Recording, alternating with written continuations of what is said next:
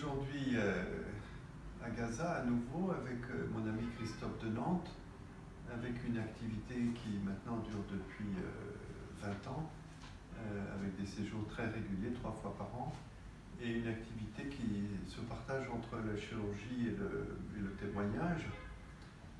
Le témoignage, l'accès à la bande de Gaza sous siège est difficile. Nous avons le privilège, la chance de pouvoir entrer dans ce pays assiégé, de rencontrer ses habitants, de pouvoir leur parler et de pouvoir les questionner aussi sur le passé, ce passé qui fait toute la force des Palestiniens. Alors ça a été l'occasion pour moi depuis une vingtaine d'années de publier 7 ou 8 livres. Vous avez ici par exemple le dernier, ça c'est la version arabe.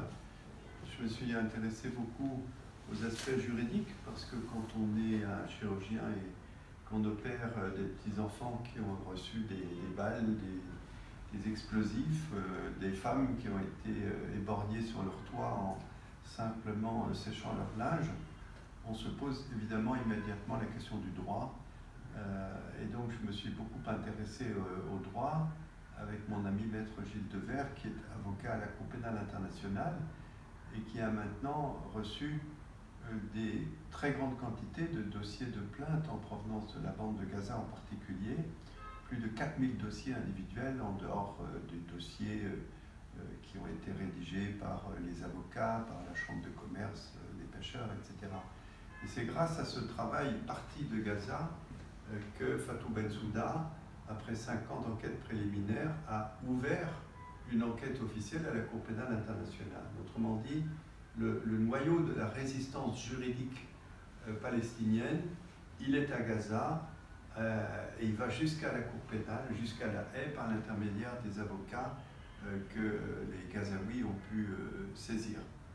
Donc ce livre qui est ici, il raconte le parcours juridique depuis 2014 pour accéder, depuis 2009 même d'ailleurs, depuis 2009, date de la première plainte par Amina, à la Cour pénale internationale, cette jeune fille dont les parents avaient été exterminés et qui a pu, c'était une première juridique, qui a pu en tant que mineur porter plainte officiellement à la Cour pénale internationale. Il y a eu d'autres plaintes, j'en raconte l'histoire. Je raconte l'histoire aussi de l'hypocrisie occidentale qui, pour un certain nombre de pays, ces pays ont fait tout pour que, en particulier l'Allemagne, pour que la Palestine ne puisse pas accéder à la Cour pénale internationale. Donc tout ça, c'est un récit qui est fait de manière pédagogique, c'est-à-dire que tout le monde peut le lire et comprendre. Moi, j'ai tout appris de mes amis avocats, en particulier de maître Gilles Devers. Et donc, ce livre est un livre d'espoir, puisqu'il montre que toutes les étapes qui ont été franchies eh bien, ont permis aux Palestiniens de se plaindre dans la seule instance juridique internationale qui s'occupe des crimes de guerre, qui est la Cour pénale internationale. Donc on parle beaucoup d'apartheid en ce moment. En réalité, c'est une espèce de contre-feu.